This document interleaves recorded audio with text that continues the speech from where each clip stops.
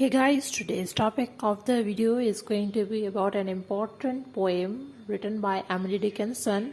Hope is the thing which with feathers. So in this video we'll be discussing the introduction, summary, poem text, analysis of all stanzas, major themes and devices and style of this poem. But before starting, I will suggest you to subscribe to the channel so that you can get all the literary updates. Also follow the channel on Instagram so that you have no chance to miss any literary news. So moving towards starting with the introduction of this poem. It is a lyrical poem written by an American poetess, Emily Dickinson. I have posted a complete comprehensive video upon Emily Dickinson's life and her important work, her style, her inspiration. You will find the link in the description below. So this poem was published posthumously in 1891. The title of the poem is popular with its first line.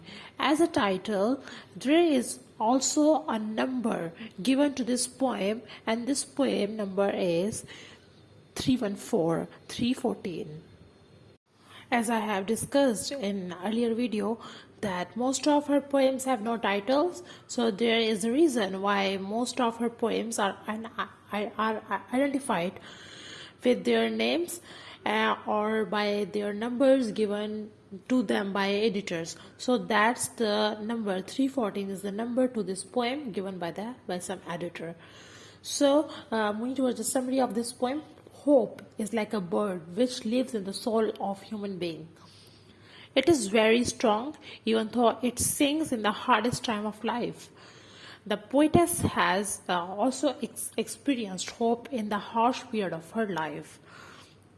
So that's the poem text. It has 3 stanzas and every stanza has 4 lines, and hope is the prevalent topic of this whole poem. So moving towards the analysis of all stanzas.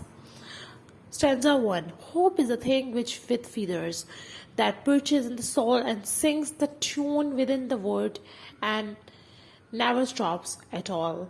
Explanation. Hope is a thing with feathers like a bird. The poetess is using hope as a metaphor. She says that hope is a bird with feathers. So this hope, this bird, which is hope, lives inside the soul of a human being and sings a song in the soul and this song never stops singing. These feathers are soft but are very strong to fly. The song without words depict the strength of hope. So hope is you can see that hope is the major theme of this whole stanza. So the effect of this song is very deep because it convinces people to stay strong. Feathers is the imagery used in the first line because we cannot see hope through our own eyes. We cannot see the bird through our own eyes, but we can imagine it like hope, like a flying bird. So that's imagery. The crafting of image through words so that it becomes clearer to your imagination and towards your eyes is called imagery. That's how I define imagery. So going to our second stanza. And sweetest in the gale is heard, and sore must be the storm that should abash the little bird that keeps so many warm. Explanation. This song is very sweet and we listen to this song when we have the toughest time in your life. Gale or storm are metaphors used for the difficult times of a life. When life is hard and there is no hope, at the same time there is also a hope. And this hope strengthens us from our cores. So that's the power of a hope.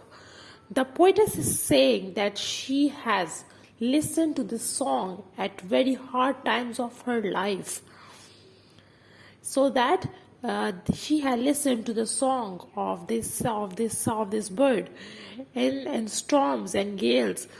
This means that she had listened to the cry of hope. Even in the toughest time of her life, she did not lose her hope. She has always looked at the better side of life only. But only a very strong and dark storm can keep this bird silent, because bird is a mortal thing, I think.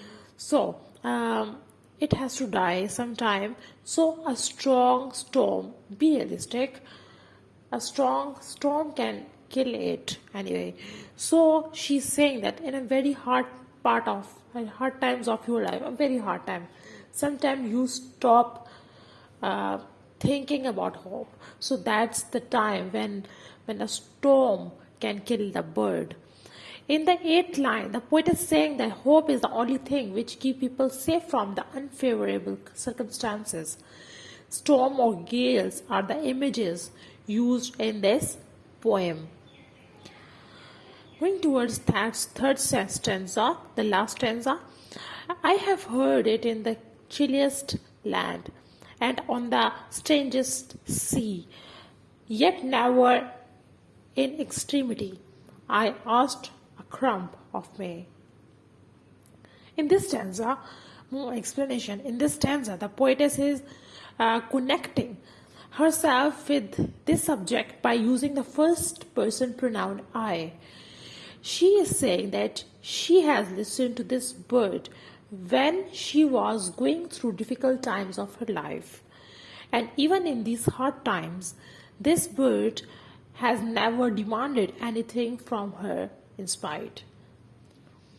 Alliteration is in 9th line because it contains the repetition of 8 sound, like I have heard it in the chilliest land.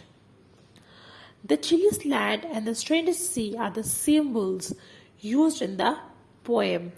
These symbolize hardest times of life in life of someone. So that's all. It's not that tough poem. So moving towards the major theme. Major theme is the only one, which is hope. We should not lose our hope, and hope can be killed in a very difficult, very, very, very difficult time of life. So moving towards the literary style and devices, I have discussed every literary device in this with every stanza. So this poem is an extended metaphor. What is an extended metaphor? Let me define it to you. So extended metaphor is a metaphor. It's a version. It's a type of metaphor which extends, like extended, like there's an extension of this metaphor over the course of this metaphor is defined throughout the paragraph of some poem, like in stanzas, in poetry, like in poetry. Let me explain it to you. This extended metaphor is explained further using different figurative language. So I will also make a comprehensive, a deep video on it. It's a complicated term, extended metaphor. So extended metaphor is also known. It is also called a conceit or sustained metaphor. It is an author's use of single metaphor at length. All right.